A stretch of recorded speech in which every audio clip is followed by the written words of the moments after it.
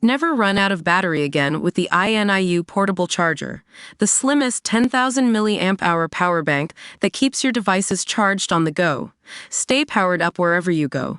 Click the link in the video description to shop now on Amazon. Rachel Reeves accused of attack on disabled, as claimants say cuts will risk lives. Rachel Reeves has been warned that cuts to disability benefits as part of welfare reforms would risk disabled people's lives and quality of life. The Chancellor will deliver her spring statement on March 26, with increased borrowing costs and weak economic growth likely to require spending cuts in order to meet her commitments on managing the public finances. Curbing the cost of welfare is expected to be among moves to contribute to savings. The sickness and disability bill for working-age people has risen by £20 billion since the pandemic and is forecast to hit 70 billion over the next 5 years. Paul Doyle, 49, from Newcastle, used to work 12-hour shifts for 6 days a week as a carer and support worker until he developed chronic fatigue syndrome in his early 40s. In a bitter twist of irony, he now needs twice daily visits from carers to help him eat, wash, and dress. Read more. The economy shrinking is another embarrassment for Labour government's growth. Our community members are treated to special offers, promotions, and adverts from us and our partners. You can check out at any time. Read our privacy policy. Mr. Doyle receives about £1,300 per month in Universal Credit, UC, and Personal Independence Payment, PIP, which is designed to help meet extra living costs for people with a long-term physical or mental health condition or disability, or whose diagnoses mean everyday tasks are difficult. He told The Express, Rachel Reeves won't be affected by cuts, but they're going to kill people or seriously affect disabled people's quality of life. A lot of the disabled don't have a high quality of life to start with. It's a damn disgrace. The father of 2 grown-up daughters said he wants to be as independent as possible and not burden his family, but said if his benefits were to be cut, then he would have to face giving up his carers, who he has to pay towards. Work and Pensions Secretary Liz Kendall has said an upcoming health and disability green paper will lay out plans to help those who can work back into jobs. But charities have warned cuts to disability benefits won't help the government achieve that goal or fix the benefit system. Mr. Doyle said he would work if he physically could, but his condition prevents him from doing much more than dressing or washing sometimes, making him less dependable as an employee. He said, "I would love to work. My way of dealing with stress was throwing myself headlong at my job.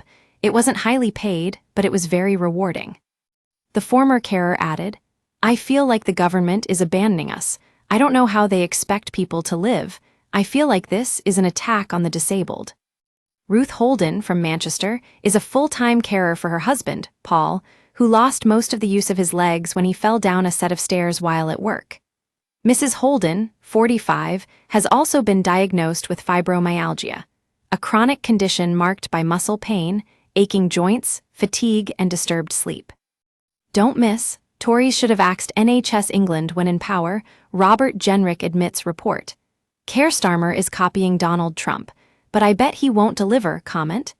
Taxpayers spend 40 billion extra for same public sector performance as 6 years ago latest.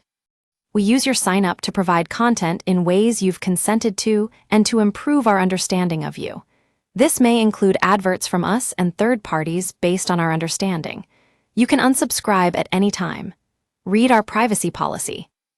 Together, the couple receive just under £1,000 of PIP per month, but they struggle to keep up with rising utility bills, food prices, and their rent. In an effort to provide for their 3 daughters, Mr. and Mrs. Holden have skipped meals. They are sometimes forced to choose between eating or heating their home. Mrs. Holden said, "PIP doesn't cover all our outgoings.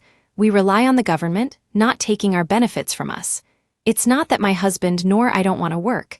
I would rather go to work. You're guaranteed the money and you know what you're getting every month. It's a lot less stressful than being on benefits. I would not choose to live on welfare if I had the choice, with all the difficulties it causes." Backbench Labour MPs have made it known to ministers they are concerned proposals to reform the welfare system will harm vulnerable people claiming benefits. Cabinet ministers are reportedly divided over the plans, and have urged the Chancellor to rethink them, according to media outlet Bloomberg. Despite the warnings, Ms. Reeves has doubled down on the need to reform the welfare system, insisting the government must get a grip of it. On Thursday, Prime Minister Sir Keir Starmer denied Britain would be returning to austerity under the changes, but said the cost of benefits is going through the roof and on track to surpass the bill for the Home Office and prisons combined. He argued that the existing system cannot be justified on moral or economic terms. Asked how freezing PIP might impact her family, Mrs. Holden said, "It's not easy already. How do we stretch our finances even further? I feel abandoned. They don't know how we live. They're out of touch with the person on the street." Stuart McCulloch, Chief Executive of Christians Against Poverty, CAP, said the charitable company was deeply concerned by reported cuts to PIP. He said, "It risks pushing some of the most vulnerable into debt. We understand the government needs to try to prevent the welfare bill from rising substantially in the coming years, but we believe investing in people instead of cutting their income is the way to achieve this." Mr. McCulloch added, "The idea that cutting benefits motivates people to improve their situation simply doesn't hold up to the lived realities our clients share with us. It just traps them in deeper poverty and debt." CAP has called for a protected, minimum amount of Social Security with a basic rate, which covers life's essentials and ensures support never falls below an unacceptable level.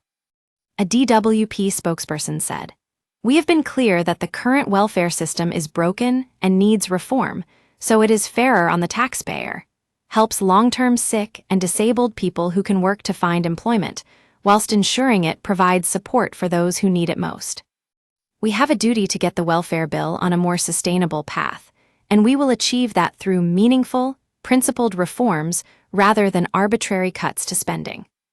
That's why, as part of our plan for change, we will bring forward our proposals for reforms shortly that will unlock work to help us reach our ambition of an 80% employment rate and is fairer for all."